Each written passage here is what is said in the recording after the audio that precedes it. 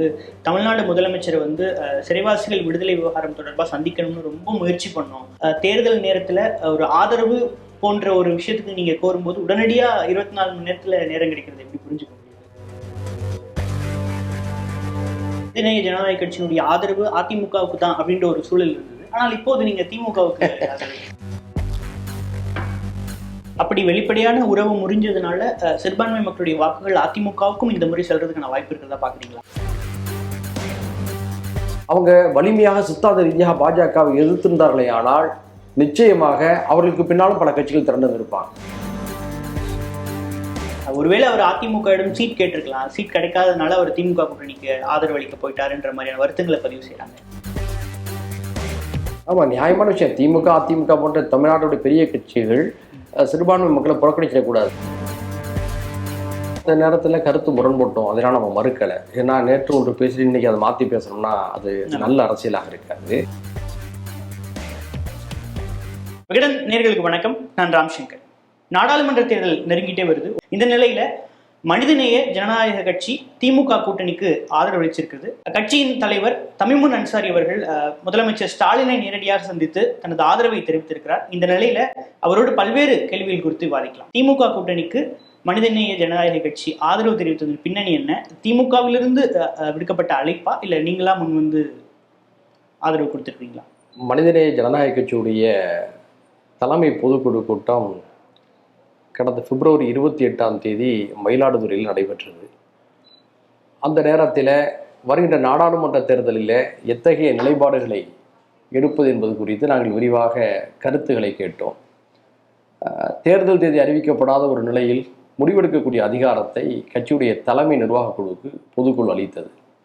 அந்த அடிப்படையில் கடந்த 15 நாட்களாகவே இது குறித்து நாங்கள் எங்களுக்குள் விவாதம் செய்து வந்தோம். நிறைவாக கடந்த மார்ச் 18 அன்று எங்களுடைய தலைமை நிர்வாக குழு கூடி அவற்றையெல்லாம் நிறைவு செய்தது.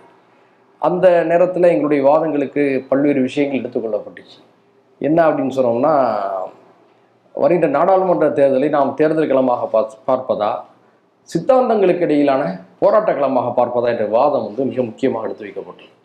ஏதாவது ஒரு கூட்டணியில் பேசி நமக்கான ஒரு தொகுதியை பெற்று அதிலே களமாடுவது முக்கியமா, இத்தகைய ஜனநாயக வாய்ப்புகளெல்லாம் தரக்கூடிய ஜனநாயக முறைமைகளை பாதுகாக்கக்கூடிய விவகாரத்தில் நாம் உறுதி காட்டுவதா என்ற ஒரு கருத்தும் எங்களுக்கு மத்தியில் எடுத்துரைக்கப்பட்டு வாதிக்கப்பட்டது. அந்த நேரத்தில் நடைபெறுகின்ற தேசத்துடைய சூழல்கள் யாவும் மிகப்பெரிய ஒரு அச்சத்துக்கு கவலைக்கு எல்லாரையுமே ஆழ்த்தியிருக்கிறது. ஜனநாயகத்துக்கு ஆபத்து வரக்கூடிய ஒரு நிலையில் அந்த ஜனநாயகத்தை காப்பதற்கான முன்முயற்சிகளை தான் எடுக்கணும். ஏதாவது ஒரு கூட்டணியில் போயிட்டு ஒரு சீட்டை வாங்கி நின்று ஜெயிக்கிறோமோ தோக்குறோமோ, அதன் பிறகு அடுத்த 5 ஆண்டு காலம் என்னவாகுங்கிற கேள்வியெல்லாம் இருந்த நேரத்தில் தான் இப்பொழுது ஒன்றியத்தில் ஆட்சி செய்து கொண்டிருக்கக்கூடிய பாஜக அரசு முற்றிலுமாக ஜனநாயகத்தை சீரழித்து கொண்டிருக்கக்கூடிய ஒரு நிலையில் அதனை தடுத்து நிறுத்தக்கூடிய ஒரு வலிமையான மாற்று அகில இந்திய அளவில் இன்னைக்கு இந்தியா கூட்டணி தான். அப்படிப்பட்ட ஒரு சூழலில் ஒரு தேர்தலில் நம்ம ஏன் பெருந்தன்மையாக தியாகம் செய்யக்கூடாது, தொகுதிகளை தராவிட்டாலும் நாம் ஏன் இந்தியா கூட்டணி ஆதரிக்கக்கூடாது, அதன் மூலமாக நாட்டுடைய பன்மை கலாச்சாரம், ஜனநாயகம், சட்ட மாண்புகள் இவற்றை காப்பாற்றுவதற்கான பணிகளில் நாமும் துணை நின்றோம் என்ற ஒரு வரலாற்று சிறப்பை நாம் ஏன் பெறக்கூடாது என்ற அடிப்படையில் தான் முடிவெடுத்து தமிழ்நாட்டில் இந்தியா கூட்டணிக்கு தலைமையாக திராவிட முன்னேற்ற கழகம் இருக்குது. அந்த கட்சி தலைமையிலான அந்த அணியை நாம் ஆதரிப்பதற்கு முடிவு செய்தோம். நம்முடைய விருப்பத்தை தெரிவித்த 24 மணி நேரத்தில் நமக்கு அவங்க சந்திப்பை நேரம் ஒதுக்குனாங்க. அது ரொம்ப ஆச்சரியமா இருந்துச்சு எங்களுக்கு. அந்த அடிப்படையில் தான் அந்த சந்திப்பு நடந்து எங்களுடைய ஆதரவை நாங்கள் தெரிவிச்சிருக்கோம். இப்போ நீங்கள் பேசும்போது சொன்னீங்க 24 மணி நேரத்தில் சந்திப்பை திமுக ஏற்பாடு செஞ்சு கொடுத்ததா சொன்னீங்க. கடந்த ஆண்டு ஒரு சில செப்டம்பர் அக்டோபர் போன்ற மாதங்களில் தமிழ்நாடு முதலமைச்சர் சிறைவாசிகள் விடுதலை விவகாரம் தொடர்பாக சந்திக்கணும்னு ரொம்ப முயற்சி பண்ணோம், ஆனால் நேரம் கிடைக்கலன்ற மாதிரியான ஒரு வருத்தத்தை பதிவு பண்ணியிருந்தீங்க. இது கூட்டணி தேர்தல் நேரத்தில் ஒரு ஆதரவு போன்ற ஒரு விஷயத்துக்கு நீங்க கோரும்போது உடனடியா 24 மணி நேரத்துல நேரம் கிடைக்கிறது எப்படி புரிஞ்சுக்கணும்? உண்மைதான். கடந்த 2 ஆண்டுகள்ல தொடர்ச்சியாக ஆயுள் சிறைவாசிகளுடைய முன்விடுதலைக்காக நிறைய போராட்டங்களை மனிதநேய ஜனநாயக கட்சி முன்னெடுத்தது. அதாவது சாதாரண போராட்டங்கள், மக்கள் திரள் போராட்டங்கள், சாதாரணமாகவே 3000 5000 பேர், 10,000 பேர், 15,000 பேர் வரை கலந்து கொண்ட போராட்டங்கள், மக்கள் திரள் போராட்டங்கள். அந்த போராட்டங்கள் மூலமாக எங்களுடைய கோரிக்கையை முன்னெடுத்தோம். அந்த சமயத்தில் நானே வருத்தப்பட்டு தான் சொன்னேன், இது சம்பந்தமாக பேசுவதற்கு முதலமைச்சர்கிட்ட நாங்கள் நேரம் ஒதுக்குமாறு கேட்டிருந்தோம், கடிதங்கள் முறையாக கொடுத்திருந்தோம். எங்களுக்கு பதில் வரலைங்கிற ஆதங்கத்தை நம்ம தெரிவிச்சிருந்தோம். அது உண்மைதான். அதை நம்ம வந்து திடீர்னு நீங்க மறுக்க முடியாதுல்ல. இந்த நேரத்தில் வந்து நாட்டுடைய ஜனநாயகத்தை காப்பாற்றுவதற்கான ஒரு போராட்ட காலத்தில் நம்முடைய பங்களிப்புகள் இருக்குங்கிற அடிப்படையில் நம்முடைய விருப்பத்தை தெரிவித்த போது அவர்கள் அதை வந்து உடனடியாக அங்கீகரித்து சந்திப்புக்கு ஏற்பாடு செய்தாங்க. அதனால் இதற்கு முன்பாக நமக்கு சந்திப்பதற்கு நேரம் தரலையேங்கிற வருத்தம்லாம் இருந்தாலும் இந்த ஒரு இக்கட்டான ஒரு நேரத்தில் நம்முடைய அந்த எண்ணங்களை புரிந்து கொண்டு நாமும் இந்த களத்துக்கு மிக அவசியம் என்பதையும் உணர்ந்து கொண்டு அவர்கள் நேரத்தை ஒதுக்கி இருக்கிறாங்க. அந்த அடிப்படையில் வந்து அதை நல்ல விஷயமா தான் நம்ம பார்க்கணும். ஆனாலும் அதிமுக பாஜக கூட்டணி முறிஞ்ச அடுத்த கணமே நீங்க எடப்பாடி அவர்களை போய் சந்திச்சிருந்தீங்க. மக்கள் மனிதநேய ஜனநாயக கட்சியினுடைய ஆதரவு அதிமுகவுக்கு தான் அப்படின்ற ஒரு சூழல் இருந்தது. ஆனால் இப்போது நீங்க திமுகவுக்கு அதாவது நல்லா புரிந்து கொள்ளணும்.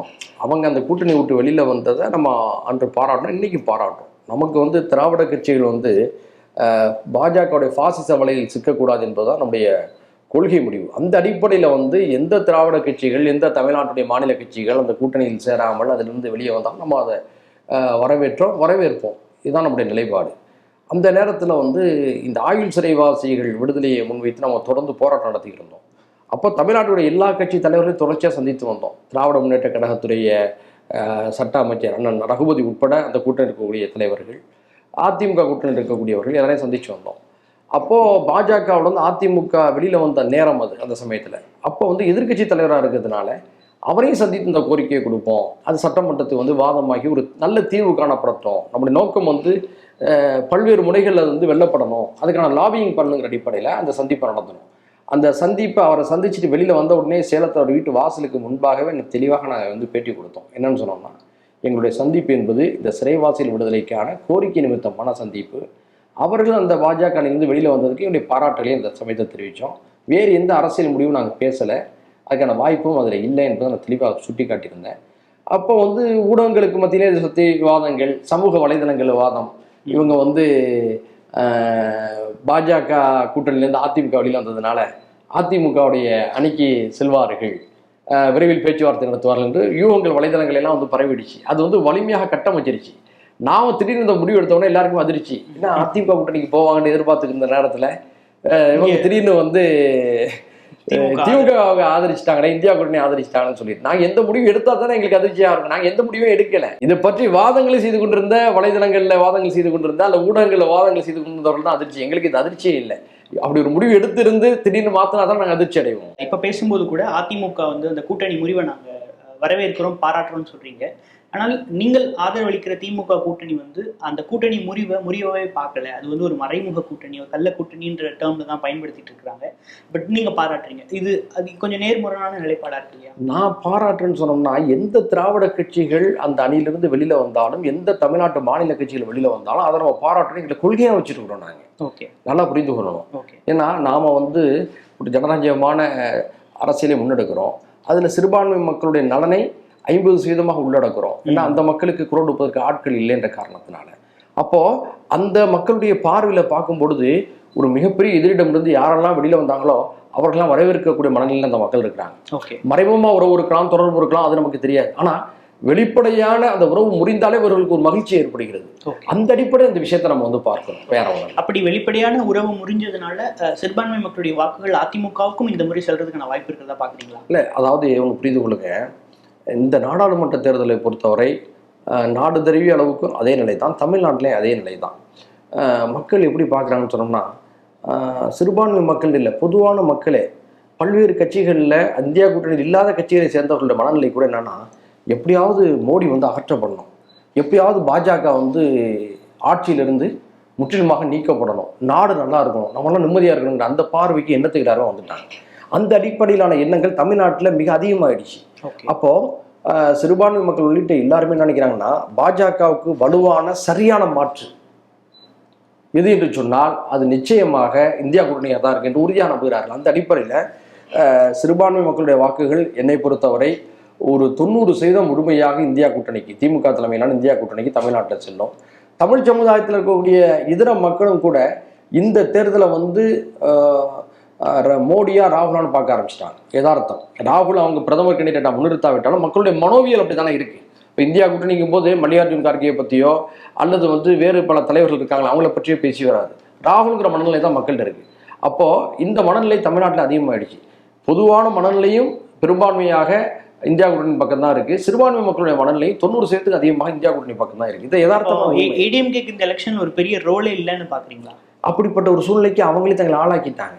ஒழுங்கான முறையில் வந்து அவங்க சித்தாந்த ரீதியாக பாஜகவை எதிர்த்திருந்தானா அவங்களுக்கு ஒரு நல்ல ஒரு மரியாதை ஏற்பட்டிருந்திருக்கும்.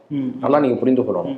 அவங்க அந்த கூட்டணியிலேருந்து வெளியில் வந்துட்டாங்களே தவிர உறுதியாக தெளிவாக ஆக்கப்பூர்வமான முறையில் அதை எதிர்த்து களமாடணும், கருத்து விமர்சனம் பண்ணுங்கிற எண்ணத்தில் அவங்க பெரும்பாலும் இல்லை. இப்போ மக்கள் அதை பார்க்குறாங்க. இந்த நிலையில் பாருங்கள், பாரதிய ஜனதா கட்சி தமிழ்நாட்டுக்குரிய பல மாநில கட்சிகளெல்லாம் தங்களுடைய கூட்டணிக்கு இழுத்து அந்த கூட்டணியை வந்து வலுப்படுத்தக்கூடிய வேலையை பார்த்துட்டாங்க. இன்னைக்கு யதார்த்தமான சூழ்நிலை இன்னைக்கு என்ன ஆயிடுச்சுன்னா, தமிழ்நாட்டில் 2வது இடத்துக்கு எந்த கூட்டணி வருங்கிற கேள்வி வந்துருச்சு. நாம் என்ன நினைக்கிறோம்னு சொன்னோம்னா, சண்டை சச்சரவு அரசியல் ரீதியாக திமுக அதிமுகவுக்கு மட்டுக்குள்ள இருக்கணும். 2 திராவிட கட்சிகள் மட்டும்தான் அந்த சண்டை சச்சரவு அரசியல் ரீதியாக இருக்கணும். ஒன்று தமிழ்நாட்டை திமுக ஆளணும் அல்லது அதிமுக ஆளணும். இதை தாண்டி வேறு யாரும் வந்துடக்கூடாது. காரணம் என்னன்னு சொன்னோம்னா, அது தமிழ்நாட்டுடைய எதிர்காலத்துக்கு நல்லதல்ல. ஏன்னா உங்களுக்கு தெரியும், பிஜேபியில் ஏற்கனவே ஒரு முழக்கத்தை முன் வச்சாங்க. என்னன்னு சொன்னோம்னா, கழகங்கள் இல்லாத தமிழ்நாடு, கவலைகள் இல்லாத தமிழ்நாடுன்னு. முதல்ல அதிமுக அழிக்கணும், அதுக்கப்புறம் திமுக அழிக்கணும். இதுதான் அவங்களுடைய நோக்கம். நாம் இந்த நேரத்தில் என்ன சொல்றோம்னு சொன்னோம்னா, எவ்வளோ கருத்து முரண்பாடுகள் இருந்தாலும் திமுகவும் அதிமுகவும் அணிஞ்சிடக்கூடாது தமிழ்நாட்டில் சொல்லி நம்ம நினைக்கிறோம். இந்த 2 திராவிட கட்சிகளும் தமிழ்நாட்டில் இருக்கணும். ஏன்னா இது எது அணிந்தாலும் தமிழ்நாட்டுக்கு நல்லதல்ல. அப்படி இருக்கிற சூழல்ல அதிமுகவுக்கும் ஒரு சில கட்சிகள் ஆதரவு கொடுத்திருக்கணும் இல்லையா? இந்த தேர்தலையும் எல்லாரும் ஒண்ணு திமுக பக்கம் சாஞ்சிட்டாங்க, இல்லைன்னா பாஜக பக்கம் நிற்கிறாங்க. அதிமுக பாத்தீங்கன்னா நீங்க 33 தொகுதிகளில் அதிமுகவை போட்டியிடக்கூடிய சூழல் தான் இருக்குது. 5 தொகுதி தேமுதிக கொடுத்திருக்காங்க. ஸோ இந்த சமயத்துல அதிமுகவுக்கும் பக்கபலமா இருக்க வேண்டியது உங்க கடமை தானே? நியாயமான ஒரு கேள்வி நீங்க வைக்கிறீங்க. நான் சித்தாந்த ரீதியான போராட்ட களமாக இந்த தேர்தலை மனிதநேய ஜனநாயக கட்சி பார்ப்பதாக சொல்லியிருக்கிறேன். பாஜகவுடைய சித்தாந்தத்தை வலுவாக தெளிவாக உறுதியாக இருக்கக்கூடிய ஒரு அணியாக திமுக அணி இருக்கிறது. திமுகவுடைய தலைவர் அத்தனை பேருமே அந்த விஷயத்தில் வந்து சமரசம் இல்லாமல் சித்தாந்த ரீதியாக இருக்கிறாங்க. அப்போது நாம் என்ன நினைக்கிறோம்னு சொன்னோம்னா, ஏற்கனவே ஒரு பேட்டியில் கூட சொல்லியிருந்தேன், கடல் கொள்ளையர்கள் வராங்க, அவங்கள வீழ்த்தணும்னு சொன்னோம்னா கட்டுமரமும் இருக்குது, போர்க்கப்பலும் இருக்குது. கட்டுமரத்தில் ஏறி சென்று அவர்களை வீழ்த்துவதா, போர்க்கப்பலில் ஏறி சென்று அவர்களை வீழ்த்துவதாங்கிற கேள்வி வரும்போது நாங்கள் போர்க்கப்பலில் ஏறி இருக்கோம். அதிமுக கட்டுமரம், அது நீங்கள் அப்படி புரிந்து கொள்ளலாம். நான் சிறுமைப்படுத்தலை, உதாரணத்துக்காக நான் அப்படி சொல்ல வரேன்.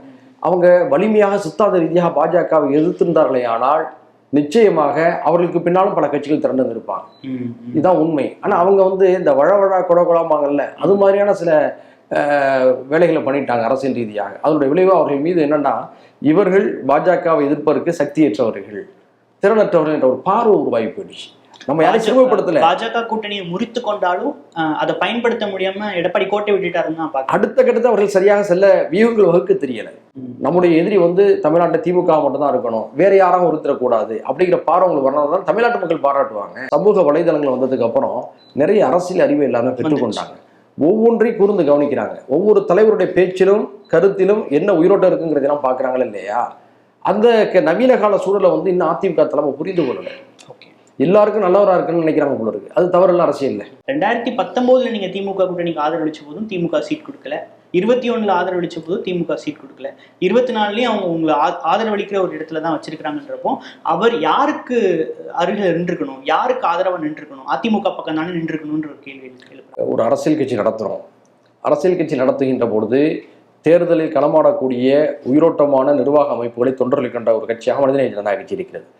அப்போ வந்து தமிழ்நாட்டு அரசியலில் கவனிக்கப்படக்கூடிய ஒரு கட்சியாக இருக்கிறதுனால எல்லாரும் அவங்கள்ட்ட பேச வரத்தானே செய்வாங்க. அதெல்லாம் இல்லைன்னு சொல்ல முடியாதுல்ல. ஆனால் நாம் என்ன முடிவு எடுக்கிறோங்கிறது தான் முக்கியம். எல்லாரும் அவங்கள்ட்ட பேசுவாங்க, கருத்துக்களை சொல்லுவாங்க, அவங்களுடைய விருப்பங்களை தெரிவிப்பாங்க, நம்முடைய எண்ணங்களை நாம் வந்து வெளிப்படுத்துவோம். இறுதியாக என்ன முடிவு இருக்குங்கிறது தான் முக்கியம். இறுதியாக நாங்கள் என்ன முடிவு எடுத்திருக்கோம்?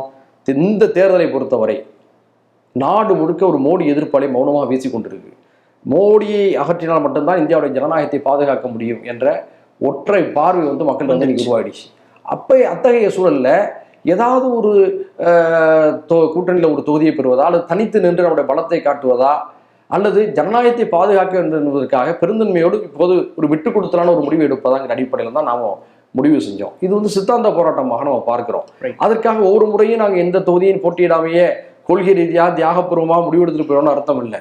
நிச்சயமாக அடுத்த சட்டமன்ற தேர்தலில் உறுதியாக மனிதநேய ஜனநாயக கட்சி களமாடும். ஒருவேளை அவர் அதிமுகவிடம் சீட் கேட்டிருக்கலாம், சீட் கிடைக்காதனால அவர் திமுக கூட்டணிக்கு ஆதரவளிக்க போயிட்டாருன்ற மாதிரியான வருத்தங்களை பதிவு செய்யறாங்க.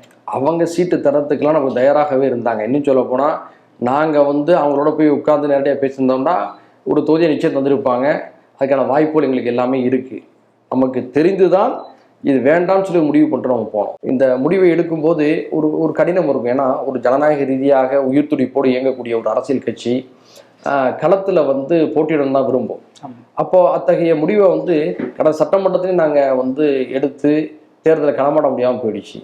நாடாளுமன்ற 2019 அப்படி தான், இப்போதும் அப்படி தான். தொடர்ந்து 3 தேர்தல் நாங்கள் தியாகம் செஞ்சுருக்கோம்னா இது சாதாரண தியாகம் இல்லை. ஒரு உயிரோட்டம் உள்ள ஒரு அரசியல் கட்சியுடைய தலைமைக்கு எவ்வளோ மன அழுத்தங்கள் இருக்கும். ஆனால் இந்த முடிவை நாங்கள் எடுத்தோம். இதனுடைய விளைவு என்னன்னா, நாங்கள் ஒரு தொகுதியில் போட்டி இல்லை, ஆனால் புதுச்சேரி உள்ளிட்ட 40 தொகுதிகளிலும் நாங்களே போட்டியிடுவதாக மக்கள் எங்களை வாழ்த்துகிறார்கள், பாராட்டுகிறார்கள். இந்த விஷயத்துல இப்போ வேட்பாளர் பட்டியல்கள் அறிவிக்கப்பட்டே வருது. திமுகவுடைய வேட்பாளர் பட்டியலில் இஸ்லாமியர்களுடைய பெயரே இல்லை. எந்த தொகுதியுமே திமுக இஸ்லாமியர்களுக்கு கொடுக்கல. கூட்டணி கட்சின்னு பார்த்தா ஒரு தொகுதி மட்டும் நம்ம ஐயுஎம்எல் கட்சி கொடுத்துருக்குறாங்க. இது சரியான பிரதிநிதித்துவமா அப்படின்ற ஒரு கேள்வியும் இப்போ எழுதுருக்கு. நியாயமான ஆதங்கம். சிறுபான்மை தளத்திலிருந்து அப்படி சிந்திக்கிறாங்கன்னா அதை தவறுன்னு சொல்ல முடியாதுல்ல. ஏன்னா அவங்க யார்கிட்ட கேட்பாங்க? பெரிய கட்சிகள்கிட்ட தான் உரிமையோட கேட்பாங்க. அதுவும் இந்த தேர்தலை பொறுத்தவரை இந்தியா கூட்டணிக்கு திமுக தான் தலைமை ஏற்றிருக்கு. அப்போ திமுக தலைமை ஏற்று இருக்கின்ற பொழுது ஒரு பெரிய கட்சி 21 இடத்துல போட்டிடுறாங்க, நமக்கு ஒரு வாய்ப்பு தந்திருக்க கூடாதா? அந்த கட்சியில எத்தனையோ பேர் உடைக்கிறாங்க இல்லையா அப்படிங்கிற எதிர்பார்ப்பு நியாயம்தான். ஒருவேளை இந்த கூட்டணிக்கு நாங்கள் முன்பே வந்திருந்தால் இந்த கருத்தை நேரடியாக நாங்கள் வலியுறுத்தி இருந்திருப்போம். இந்த அவங்க இப்படி அறிவிப்புக்கு 24 மணி நேரத்துக்கு முன்பாக தான் நாங்களே வந்தோம்.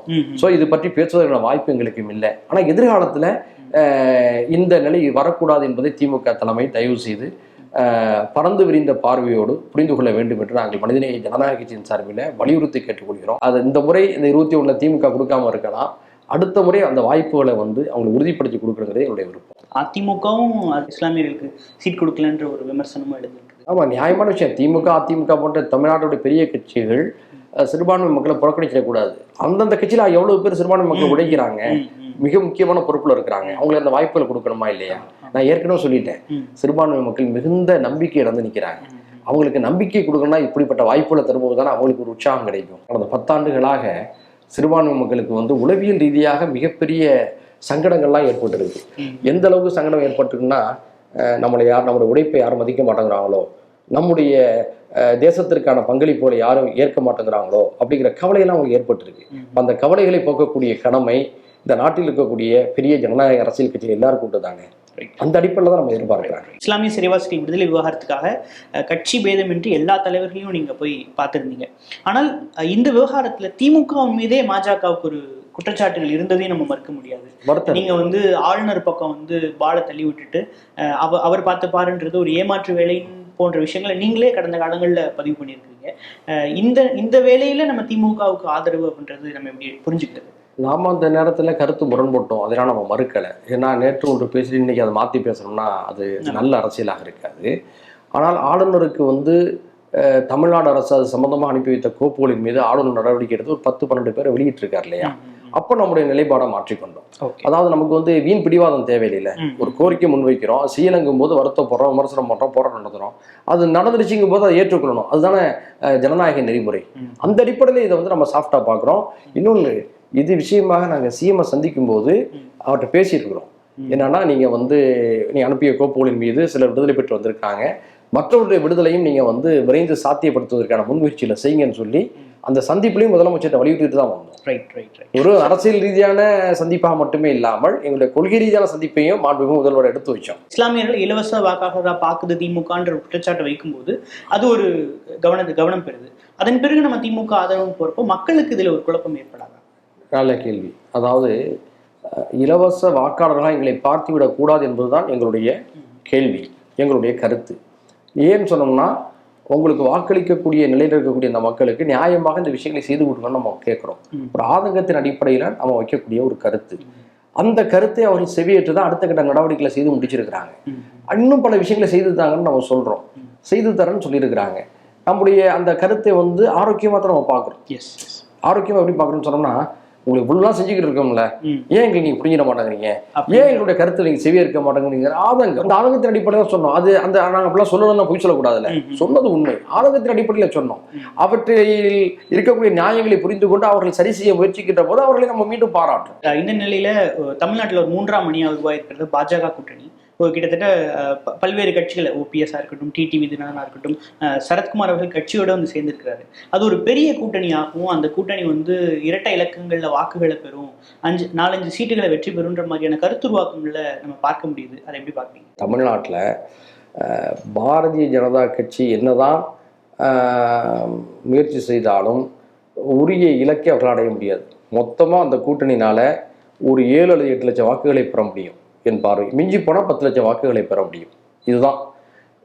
அதாவது குத்துச்சண்டை போடுபவர்களுக்கும் குட்டிக்கரணம் போடுபவர்களுக்கும் வித்தியாசம் உண்டு. பாஜக போடுவது குட்டிக்கரணம், மக்கள் நன்றாக பார்த்துக்கிட்டு இருக்கிறாங்க. அப்போது பல கட்சிகள் அவங்க கூட்டிகிட்டு வந்திருக்காங்கன்னா இதுக்கு பின்னணி என்ன தெரியுமா? கடந்த காலத்தில் அந்த கட்சிகளுடைய தலைவர்கள் மக்கள் பிரதிநிதிகள் செய்த தவறுகளை வச்சு மிரட்டுறாங்க, ஈடி ரைடு மிரட்டுறாங்க, வேறு வழக்குகளை காட்டி மிரட்டுறாங்க. இந்த அச்சத்திலே பல பேர் போயிருக்கிறாங்க. மிரட்டி தான் கூட்டணி. ஆமாம் ஆமாம். அவங்களுடைய கல்வி நிறுவனங்களில் அல்லது தொழில் நிறுவனங்களில் அல்லது வேறு ஏதாவது துறைகளில் அவங்க ஏதாவது அறிந்தோ அறியாமலோ சில தவறுகளை செய்திருக்கக்கூடும். அதையெல்லாம் காட்டி மிரட்டி அத்தகைய ஒரு நெருக்கடியான ஒரு சூழலை உருவாக்கியிருக்காங்க. நீ நல்லா புரிந்து கொள்ளுங்க. அங்கு போன தமிழ்நாட்டை சேர்ந்த பல கட்சிகளுடைய தலைவர்கள்ட்ட அல்லது முன்னணி நிர்வாகிகள்கிட்ட நீங்கள் வந்து ஆஃப் த ரெக்கார்டாக பேசி பாருங்கள். அவங்க தங்கள் ஆதங்களை கூட்டுறாங்க. அதிமுக கூட்டணிக்கு போகிறதாக தான் நாங்கள் கருத்து சொன்னோம், ஆனால் தலைமை இப்படிப்பட்ட ஒரு முடிவு எடுத்து வச்சுக்கிறாங்க. இதே போன்ற கருத்து எல்லா கட்சியிலையுமே அந்த பாஜக கூட்டணியை சேர்ந்த பல கட்சிகளையும் பார்க்க முடியுது. பலரும் எங்களை போன்றவர்கிட்ட கருத்துக்களை வந்து பகிர்ந்து கொள்கிறாங்க. தப்பாக நினைச்சிட்டாதீங்க, நிர்பந்தம், இந்த தேர்தலில் வேறு வழி இல்லை, எங்களுக்கு சட்டமன்ற தேர்தல் தான் எங்களுக்கு வந்து இலக்கு, அப்படிலாம் பேச ஆரம்பிச்சிட்டாங்க. அதனால் ஏதோ ஒரு நிர்பந்தத்தை ஏற்படுத்தி இத்தகைய கூட்டணியை பாரதிய ஜனதா கட்சி தமிழ்நாட்டை ஏற்படுத்தியிருக்கு. நான் மீண்டும் சொல்கிறேன், அதிகபட்சம் 8-10 லட்சம் வாக்குகளை அவங்க பெறுவாங்களே தவிர இந்த 3-4 தொகுதியில் ஜெயிப்போங்கிறதெல்லாம் வந்து எப்படின்னு சொன்னோம்னா, இந்த ஊசலாட்டத்தில் கூடிய மக்களை, விவரம் புரியாத மக்களை, மதில் மேல் புனையாக இருக்கக்கூடிய மக்களை வந்து தங்கள் பக்கம் வந்து சாய வைப்பதற்கான ஒரு யுக்தி. இது வேணால் உத்தரப்பிரதேசத்தில் வேணால் அந்த யுக்தி இடம்படும், அல்லது வந்து மத்திய பிரதேசத்தில் எடுபடும், குஜராத்தில் வேணால் எடுபடும், தமிழ்நாட்டில் எடுபடாது. இவ்வளோ நேரம் பல்வேறு கேள்விகளுக்கு விரிவாக பதிலளிச்சிங்க. நன்றி சார். எல்லோருக்கும் புனித ரமலான் வாழ்த்துக்களையும் தெரிவித்துக் கொள்கிறோம். நன்றி. நன்றி.